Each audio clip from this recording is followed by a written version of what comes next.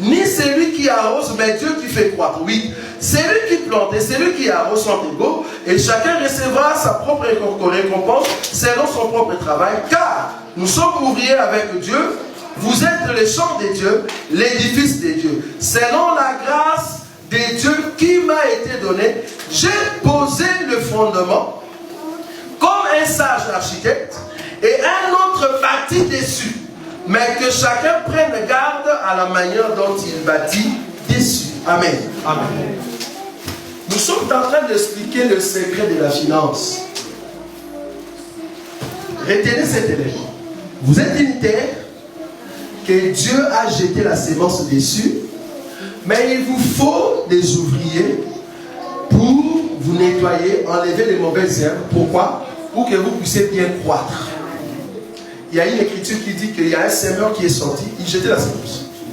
Mais il y a deux sémences que nous voulons prendre ici. La sémence qui est tombée sur le pierre et la sémence qui est tombée sur les épines.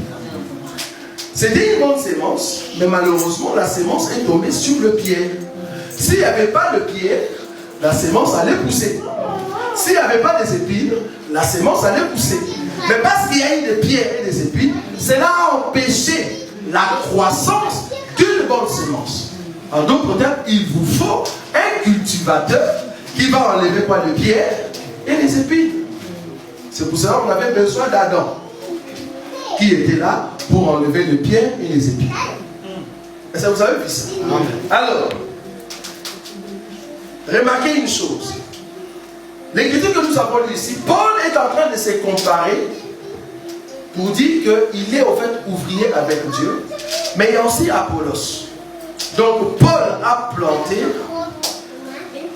Apollos a arrosé, mais ce qui est de valeur, ou la personne qui va recevoir les hommages, c'est celui qui fait croître, qui est Dieu. Je veux m'arrêter là pour dire ceci, pour vous exhorter. Parce que le but ici, vous devez comprendre notre enseignement. À chaque fois que nous prêchons, nous évitons de dire que l'Église m'appartient. En aucun jour, vous nous verrez ici pour dire que ça, c'est, comment dit mon enfant, non, mon fidèle, mes brebis. En aucun cas. Ça, ce sont mes brebis. Ah, ne touche pas mes brebis. Ah. Pourquoi? Parce que nous croyons que le peuple qui sont ici n'appartient pas à un homme. Amen. Appartient à Dieu. Et c'est Dieu qui les a attirés. Amen. Noé n'a jamais prêché les lions. Noé n'a jamais prêché l'antilope. Noé n'a pas le pouvoir de prêcher un éléphant. Noé était dans l'arche. Le but de Noé, c'est d'attendre que l'éléphant vienne avec sa femme et que Noé donne la nourriture à l'éléphant. Mais c'est Dieu qui a attiré l'éléphant vers l'arche. Est-ce que vous voyez ça? Donc ceux qui viennent dans la maison de Dieu n'appartiennent pas au pasteur, mais appartiennent à Dieu. Mais c'est au pasteur de prendre la nourriture et de cultiver ceux qui viennent. Amen. Amen. Vous avez vu ça? Amen. Alors, ce pasteur-là, bien que Noé donne la nourriture aux éléphants, lui-même doit aussi manger. C'est là-bas que nous avons dit. Noé doit aussi manger. La Bible dit, on va terminer là-bas, Genèse. Parce que prochainement, on va entrer maintenant dans les détails de cet enseignement sur le champ des dieux. Regardez, Genèse.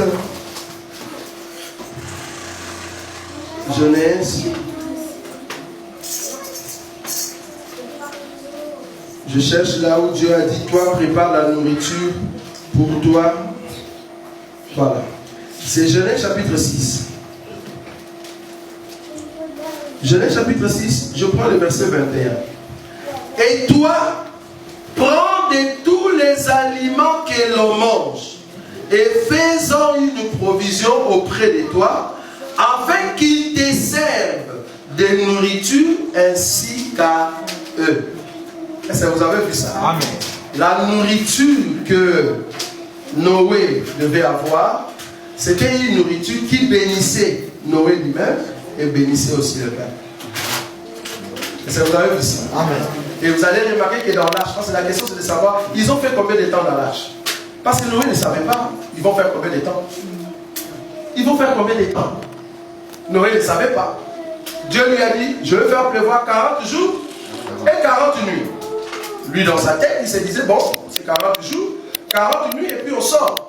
Je vais prendre la provision de 40 jours et 40 nuits. Malheureusement, ils ont fait plus d'une année. Quelle est cette nourriture que Noé doit garder dans l'arche pendant une année? Vous allez comprendre que dans l'arche, quand le peuple vient dans l'arche, dans l'assemblée, il y a la pluie qui tombe, leur bien de départ va se multiplier. Amen. Est-ce que vous voyez ça? Amen. C'est-à-dire, quand ils sont entrés dans l'arche, la nourriture qui était au départ, qui n'est rien d'autre que la loi, doit finir. Il faut qu'il y ait maintenant la proportion de la multiplication. Il faut que les animaux puissent se multiplier. Alors on peut boire du lait. Est-ce que vous voyez ça? Amen. On va boire du lait dans l'arche qui sort des animaux. Ça va aider et Noé et tous les animaux. Amen. Est-ce que vous voyez ça? C'est-à-dire quand nous mangeons, ils sont où? Ils parlent où ces enfants? Papa les dit, ils vont contre ses enfants. Donc dans l'arche, on va manger la nourriture qui se multiplie.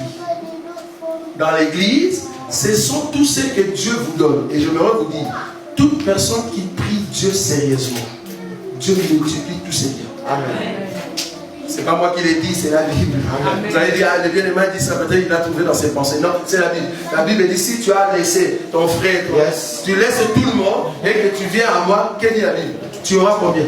Au centime. C'est pas moi, c'est la Bible. C'est au centime, ça se multiplie. Ça, vous voyez ça? Et cette parole, c'est pas Pierre qui l'a dit. C'est sorti de la bouche de Jésus. Or, Jésus ne ment pas. Nous croyons que toute personne qui a laissé ses frères, ses parents pour Jésus, il aura au centuple. Et nous croyons, nous disons Amen. Parce que c'est là. Amen. Amen. Prochainement, nous allons continuer la dernière partie de cet enseignement pour vous montrer comment est-ce que l'Église est ouvrière avec Dieu. Et quelle est la bénédiction liée à cela? Et c'est là-bas, si vous le mettez en pratique, alors votre vie va changer.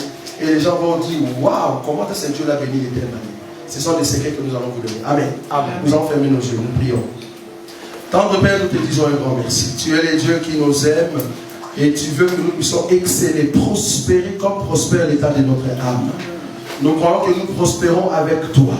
Bien que tu nous as dit qu'il y aura des persécutions, mais nous croyons que la prospérité est avec nous et que c'est toi qui es notre protection. Tu vas protéger tout ce que nous possédons. Reçois l'honneur, la gloire, c'est lui qui est en train de nous accorder cette sémence. Toi qui as dit que la sémence et la moisson ne cessera pas, parce que tu es le Dieu du soleil qui est toujours là avec nous.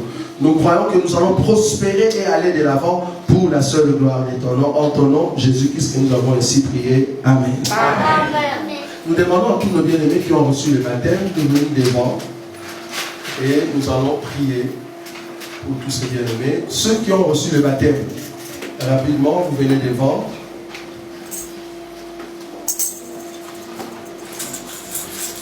Hier, c'était notre service de baptême.